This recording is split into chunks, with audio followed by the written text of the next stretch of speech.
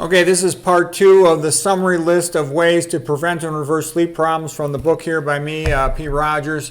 Okay, we're continuing. Filter your drinking water because you want to avoid calcification of your pineal gland. Pineal gland is located about in the center of your brain, posterior to the third ventricle.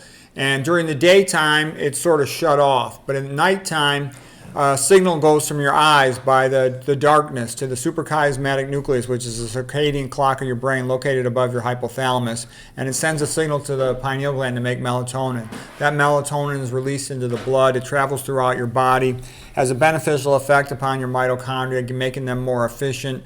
It's also a very powerful antioxidant, has a lot of beneficial effects. It also is involved in sulfate metabolism and vitamin D metabolism. Okay. Now, the fluoride in municipal tap water causes damage to the pineal gland and causes it to become calcified and decreases its ability to produce melatonin.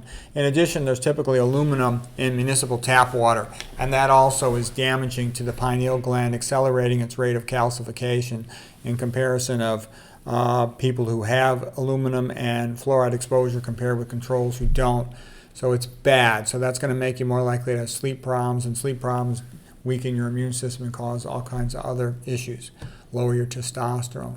You want to start the night by laying on your right side down because your stomach empties out to the right. And one of the things I am is a board certified radiologist. I've seen hundreds and hundreds of studies. I've done these myself. You give the patient barium to drink, you lay them on the right side, and it pours right out of their stomach. That's what you want to do. Empty your stomach out so you don't get gastroesophageal reflux and you sleep better.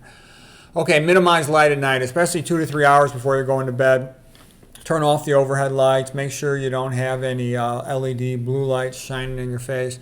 And it's not just blue light. It's whatever light there is. Minimize all light as much as you possibly can. If you have to have any light, a little tiny red night light on the ground. Your alarm clock should have red lights on it, not blue. Okay, avoid your cell phone and computer at night.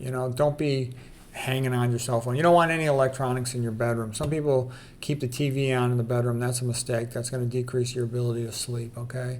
No electronics in the bedroom is best. Don't have your cell phone right next to you. Put it in the bathroom or even farther away. Alarm clock should be red light only. Set it a few hours before going to bed, not even right before you go to bed so you don't have to look at it.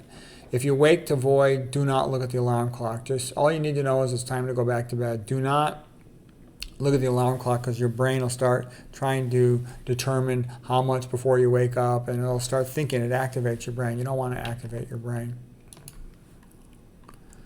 Okay, do something to decrease the EMF, electromotive force in your room, because electromotive force opens up voltage-gated calcium channels in your brain. It's a mild stimulant effect, which means if possible, hardwire your computer rather than have Wi-Fi in your house if you have the choice. It means there's other electronic devices you can use to minimize EMF. You can sleep in an EMF cage, radio frequency cage. I've done that. I do that still.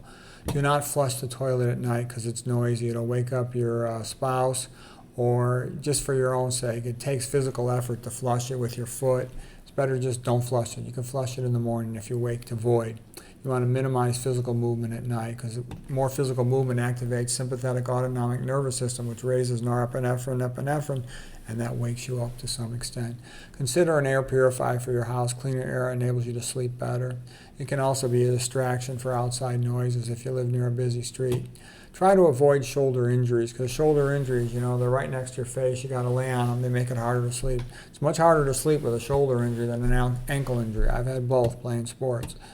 Buy a king-size mattress, or if you got to sleep with your wife in bed, because, when you're 18 years old, you can sleep with your girlfriend in a twin-size mattress, but, I'm in my 60s, okay, and queen is not as big as I'd like for my wife and me. We're making do of it. I got to get a king-size mattress. I've been meaning to get around to it, but I've been so busy. It gives you more room to sleep. I like to sleep in a little indentation in the center of a queen-size mattress, and anyways,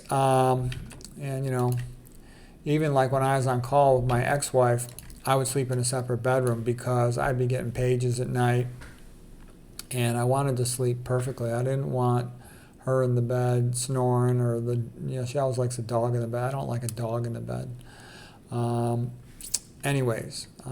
Making the two-back beast does help for sleeping, but Bedroom is only for bonking and for sleeping. You do not want any electronic device in there. Alarm clock should have red light. Okay, bedroom should be really dark as you can stand it, and still be able to find your way to the bathroom. You might need to put something over the window in addition to the curtain to block light from coming through it. You can even put stuff by the bottom of the door if light's coming through there. Okay, if you're really old too, you can put railings along the walls to help you walk to the bathroom if that's necessary. I talked about extra currents to block light from the window. What about temperature? I personally used to like it cool, but then I found that if I sweat more, like keeping the room warm, I'd be less likely to wake up to void. I can tell you the pro experts recommend having it kind of cool because they say the body temperature has to cool down a little bit before you sleep. I don't know how important that is for me. As soon as I touch the pillow, I tend to go right to sleep. I hate air conditioning, you know. I'm half Puerto Rican, maybe that's the reason, but my family used to always say, oh, you know, you're hypothyroid or something, because I'd always like it hotter than them, the temperature. And I said basically they're a bunch of, you know, barbarian fat meat eaters. That's why they like it cold. They got all that blubber insulating them. But be that as it may, I hate air conditioning. It's kind of toxic. The Freon's got fluoride in it and stuff. I could go the entire summer and never once put the air conditioner on. My old wife, my new wife, they like air conditioning. I don't like it at all. I never use it when I'm by myself, ever. I like being warm where I study and I think better. What about clothing? Less is more, okay? I did sometimes have to sleep in a room that was poorly heated and I would wear multiple layers, but I know from experience I like the less the better because then it doesn't cling to me while I turn from side to side, okay? As soon as you wake up, turn some bright lights on in the house. That helps to set your circadian rhythms if possible. Even go outside for a little while in the morning. Walk the dog or something, or you know, do something outside. Try to get some sunlight before 9 o'clock in the morning. Even on a cloudy day, it's good to get outside because the red and infrared light still passes through the clouds, the long wavelength stuff, even though the blue light, the ultraviolet light, does not pass through the clouds. Let's see, in my house I'll tape over annoying little lights like I'll tape over the little blue light on the stove. I hate that thing. I'll unplug the external reverse osmosis water filter so I don't see its little green light. For daytime use I have incandescent bulbs in the house because they have less blue light in them and they got more red infrared which improves mitochondrial function. They got less blue light which diminishes pineal gland function. So that's why I prefer incandescent light bulbs. Their visual light spectrum is very much like sunlight. Have your pillow and your blanket the way you want it so you don't have to adjust it when you get in the bed. Make sure they're made out of natural fibers like cotton because that's better tolerated by the body and you don't get plastics from them. Anyways, I'm going to make that the end for today of part 2 and we'll come back next time and do part 3. Hope you found that helpful.